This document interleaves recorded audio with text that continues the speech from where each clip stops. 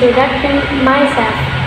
My name is Naila Maghfirah from the Dawah Management Study Program Class 1A. This assessment is to fulfill the English text study course, and here I will review a book entitled The Principle of Management from page 81 to 100. Introduction. Learning outcomes. After reading this chapter, you should be able to understand this statement. Number 1. Define the external environment of organization. Number 2. Identify contemporary external forecast pressuring organization. Number 3. Identify different types of organization structures and their strengths and weaknesses. Number 4. Explain how organization organize to meet external market threats and opportunities. Number 5. Identify the fit between organization cultures and the external environment. Number 6. Identify environmental threats, demands, and opportunities facing organization. Exploring managerial careers. Jeff Bezos of Amazon. Amazon's market value was estimated at $1 trillion in 2018. The company recognized as the most innovative company. Its first company's 2017 list, counting for 44% of all U.S. commerce that year, approximately 4% of the U.S. total retail sales. Amazon market value is greater than the sum of the market capitalization of Walmart, Target, Best Buy, Nordstrom, Kohl's, Tiffany, Sears, and Macy's. Jeff Bezos, founder and leader, has creatively accomplished what most large companies found at amazing size, scale, and external opportunities with agility. Sales figure reached $1,000 billion in 2050, while the stock price climbed over 300 in the past 5 years. The company plans on creating over 50 new jobs starting in 2018. Bezos has branded his strategy of virtual thinking. Maksud dari kalimat tersebut ialah ada beberapa hasil belajar. Setelah membaca bab ini, kita yang membaca seharusnya dapat memahami pernyataan-pernyataan berikut. Yang pertama, seperti mendefinisikan lingkungan eksternal organisasi. Yang kedua, yaitu identifikasi kekuatan eksternal kontemporer yang menekan organisasi. Yang ketiga, identifikasi berbagai jenis struktur organisasi serta kekuatan dan kelemahannya. Nomor 4, jelaskan bagaimana organisasi berorganisasi untuk menghadapi ancaman dan peluang pasar eksternal. Nomor 5, identifikasi kesesuaian antara budaya organisasi dan lingkungan eksternal. Dan nomor 6, identifikasi tren lingkungan, tuntunan, dan peluang yang dihadapi organisasi. Nah, di sini juga ada menjelajahi karir manajerial. Yang pertama ada Jeff Bezos dari Amazon. Nah, nilai pasar Amazon ini diperkirakan mencapai $1 triliun US pada tahun 2018. Nah, perusahaan ini juga diakui sebagai perusahaan paling inovatif dalam daftar Fast Company tahun 2017 dan juga menyumbang 44% dari seluruh perdagangan elektronik ES pada tahun itu. Nah, sekitar 4% dari total penjual retail ES. Dan juga nilai pasar Amazon ini juga lebih besar dari jumlah kapitalis pasar Walmart, Target, Best Buy, Nordstrom, Kohl's, JCPenney, Sears, and Macy's. Nah, Jeff Bezos, pendiri dan pemimpin, telah secara kreatif mencari apa yang kebanyakan perusahaan besar gagal. Yang pertama yaitu seperti menyatukan ukuran, skala, dan peluang eksternal dengan tangkas. Nah, hal ini mengakibatkan angka penjualan mencapai 100% miliar pada tahun 2015, sementara harga saham naik lebih dari 300% dalam 5 tahun terakhir. Perusahaan berencana untuk menciptakan lebih dari 50.000 lapangan kerja baru mulai tahun 2018. Bezos telah memadukan strateginya untuk mencapai lapangan kerja secara virtual. Unlimited number of online customer while maintaining land-based distribution centers using Prince 99 per year, 190 in 2080 membership. Stephanie Landry and Amazon's vice president said that Primark has reached 49 cities in 7 countries.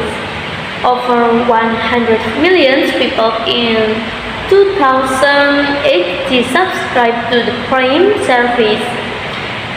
She noted that the business has only to answer 2 questions from customers. Do you have what I want, and can you get into me when I need it? The answer seems to be yes, especially with Bezos' strategy of having high-tech robots already working side by side with human employees, resembling a factory of the future. Nah, maksud dari penjelasan tersebut ialah pelanggan online dalam jumlah tak terbatas juga sambil mempertahankan pusat distribusi berbasis darat menggunakan keanggotaan primer sebesar $99 per tahun, 119 pada tahun 2018. Stephanie Landry, wakil presiden Amazon, menyatakan bahwa Prime telah menjangkau 49 kota di 7 negara. Lebih dari 100 juta orang pada tahun 2018 berlangganan layanan Prime. Dia mencatat bahwa bisnisnya hanya perlu menjawab 2 pertanyaan dari pelanggan. Yang pertama yaitu, apakah Anda memiliki apa yang saya inginkan? Dan dapatkah Anda memberikannya kepada saya saat saya membutuhkannya? Nah, jawabannya seperti ya, terutama dengan strategi Bezos yang membuat robot berteknologi tinggi bekerja berdampingan dengan karyawan manusia menyerupai pabrik masa depan. Next. Bezos' digital commerce strategy has led the firm to become the leader of retail commerce. Amazon digital strategy uses Prime membership that are supplied and supported by land-based distribution centers. Prime takes in reaching about 60 of the total dollar value of all merchandise sold on the site. That accounts for 60 million consumers in the United States who are Prime and who spend 200 to 205,000 on Amazon annually. A study of 300 independent business, half of whom were retailers, recent conversation of Amazon as their primary conquest. Industry after industry is being disrupted, some replaced by Bezos' strategy. He has said everybody wants fast delivery. Low prices. I'm serious about this. Our job is to provide a great customer experience, and that is something that is universally decided all over the world. Nah, terjemah dari kalimat tersebut yaitu strategi perdagangan digital Bezos telah membawa perusahaan tersebut menjadi pimpinan perdagangan retail. Amazon strategi digital menggunakan keanggotaan primer yang dipasok dan didukung oleh pusat distribusi berbasis lahan. Prime mengambil sekitar 60% dari total nilai dolar dari semua barang dagangan yang dijual di situs. Nah, itu berarti 60 juta pelanggan di Amerika Serikat yang menggunakan Prime dan menghabiskan $2.500 di Amazon setiap tahunnya. Sebuah studi terhadap 3.000 bisnis independen, setengahnya adalah pengecer, menyebutkan persaingan dari Amazon sebagai perhatian utama mereka. Industri demi industri diganggu, sebagian digantikan oleh strategi Bezos. Dia telah berkata, semua orang menginginkan pengiriman cepat, harga murah. Saya serius dengan hal ini. Tugas kami adalah memberikan pengalaman pelangganan yang luar biasa, dan itu adalah suatu yang diinginkan secara universal di seluruh dunia. Okay, next. Still, Amazon faces challenges as high shipping costs over 11 billion annually. Pressures on employees, especially those working in warehouses that have been treated for poor working conditions. Shipping contractors will go on strike, demanding higher wage and reduced workload, and the possibilities of more governmental regulation, especially with regard to adding drones as a delivery method, as will pressure to pay more taxes. Bezos has countered this argument by adding more full-time jobs in different cities, promising to improve working conditions, supporting public speech to the public, and most importantly, contributing to the US economy. Nah, terjemah dari kalimat tersebut ialah, namun Amazon masih menghadapi tantangan seperti biaya pengiriman yang tinggi, lebih dari 11 miliar dolar per tahun.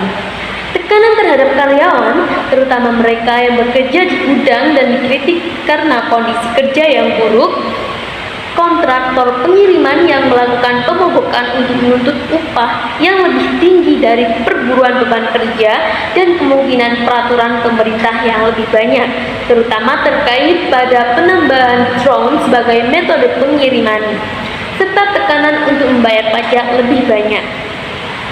Bezos telah membantah argumen ini dengan menambahkan lebih banyak pekerjaan penuh waktu di berbagai kota. berjanji untuk memperbaiki kondisi kerja, juga mendukung ruang publik untuk masyarakat, dan yang paling penting yaitu memberikan kontribusi terhadap perekonomian AS. Next, so organization and industries are again at the crossroads when confronting new and challenging external environmental demands. Exceptional companies such as Amazon. In the opening case, Apple, Netflix, and Google or Alphabet exemplify evolving business models that combine strategic innovation, technological powers, and organizational culture agility that not only meet external environmental demands but also shape them. Many businesses with traditional business models, however, have failed or are not succeeding strategically, operationally, and organizationally, but not realizing and or adapting to changing external environments. Such firms that were once successful but did not anticipate and then adapt to such change include Blockbuster. Toys R Us, Borden, Sun Microsystems, Motorola, Digital Equipment Corporation, Polaroid, and Kodak, to name only a few. A sample of contemporary external environmental trends and forecasts that currently challenge organization survival and effectiveness includes. Artinya yaitu organisasi dan industri kembali berada di persimpangan jalan ketika menghadapi tantangan eksternal yang baru dan menantang tuntunan lingkungan. Perusahaan luar biasa seperti Amazon, dalam kasus pembukaan Apple, Netflix, dan Google Alphabet Inc. memberikan contoh model bisnis yang berkembang dan menggabungkan inovasi strategis dan teknologi kecakapan dan ketangkasan budaya organisasi yang tidak hanya memenuhi tuntunan lingkungan eksternal tetapi juga bentuk mereka. Namun, banyak bisnis dengan model bisnis tradisional yang gagal atau tidak berhasil secara strategis, secara operasional, dan organisasi dengan tidak menyadari dan atau beradaptasi terhadap perubahan lingkungan eksternal, seperti perusahaan yang pernah sukses namun tidak mengantisipasi dan kemudian beradaptasi terhadap perubahan tersebut, termasuk Blockbuster, Toys R Us, Bonder, Sun Microsystems, Motorola, Digital Equipment Corporation, Polaroid, and Kodak. Dan masih banyak lagi, dan ini hanya beberapa darinya. Contoh tren dan kekuatan lingkungan eksternal kontemporer yang menjadi tantangan saat ini, kelangsungan hidup dan efektivitas organisasi meliputi next. Number one, digital technologies. Digital technologies and artificial intelligence (AI), a section of AI help augment firms' value chains, that spinning off of increasing efficient operation and service to customers, as Amazon explains. Current survey showing that 58 of organizations are collecting information to develop AI strategies, while others are moving forward in piloting and or adopting AI solutions to compete faster and at less cost. However, there are also risks that accompany firms that incorporate new digital and online technologies. technologies without adequate security measures. For example, some newer online technologies can expose operational systems to cyber attacks and malicious manipulation.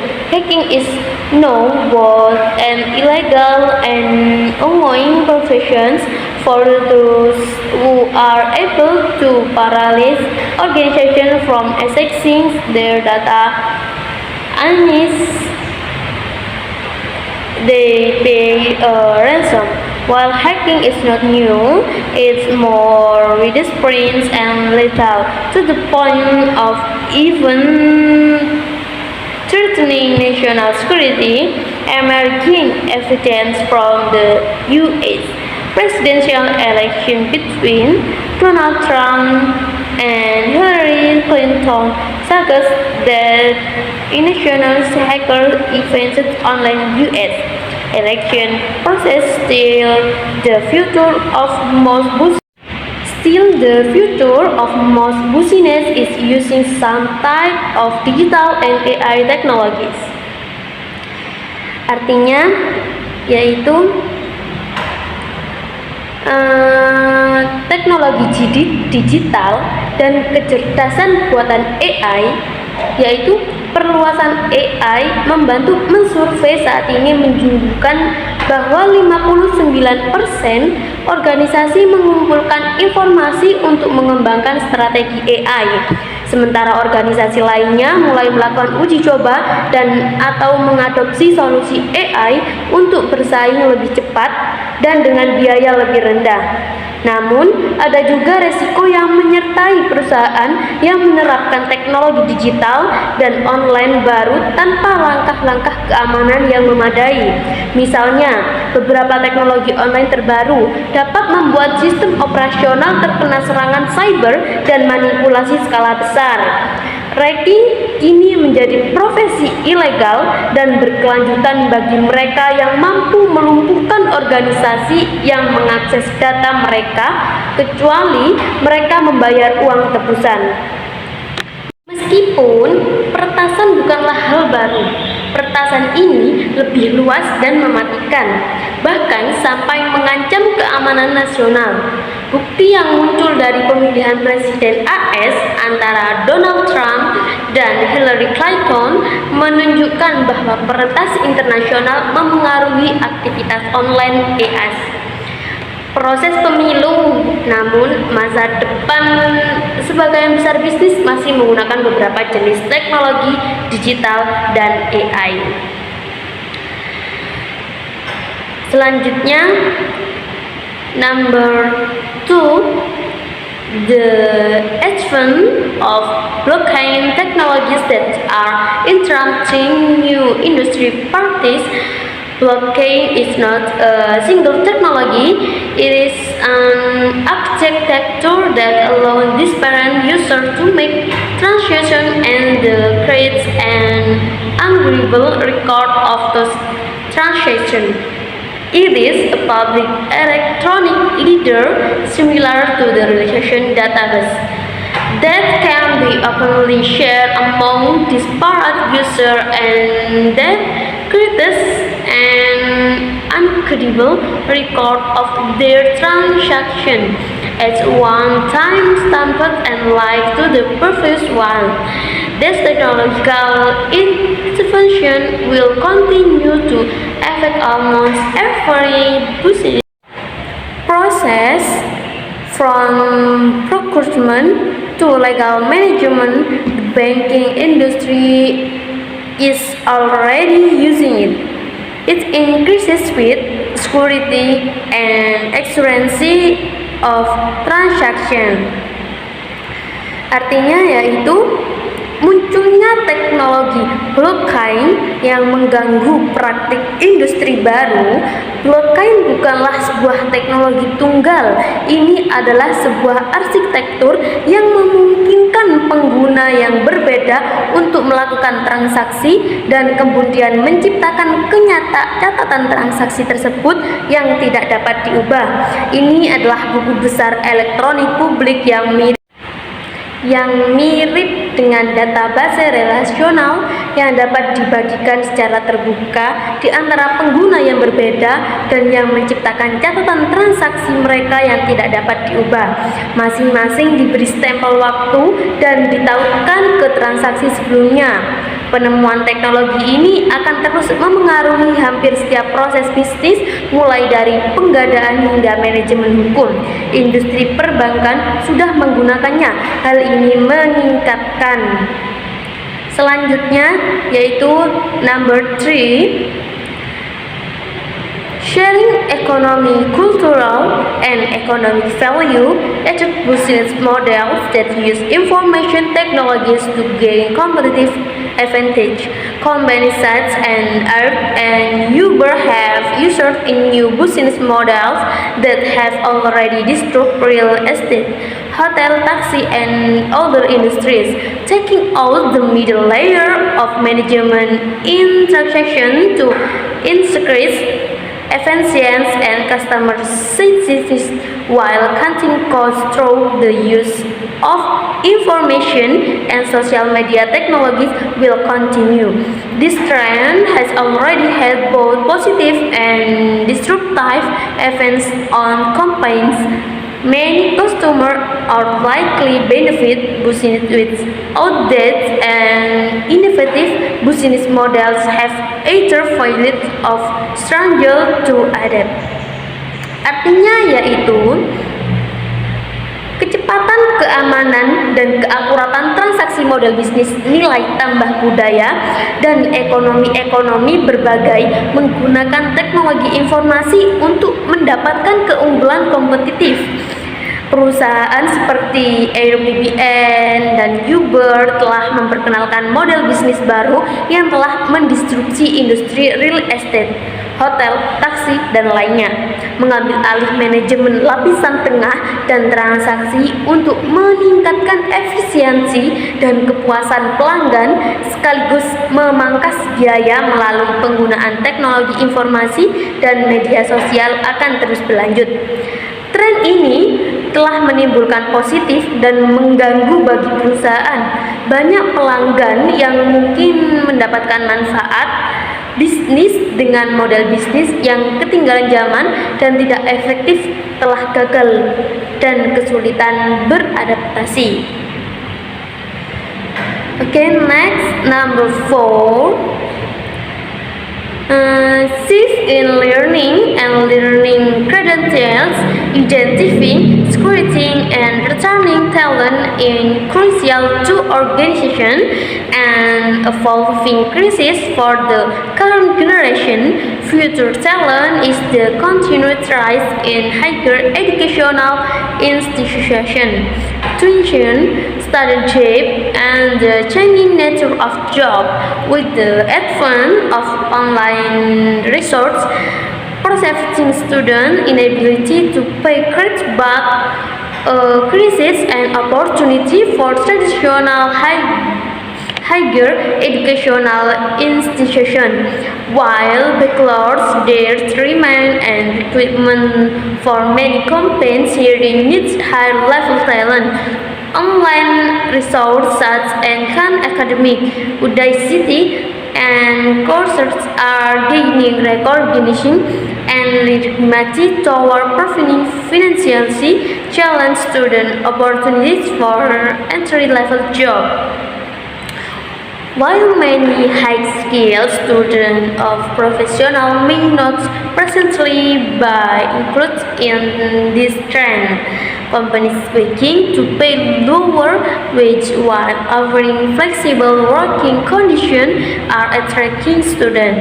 Again, of higher education private, not-for-profit, and even for-profit educational institutions adapt, innovate, and manage their external environment is yet to be seen.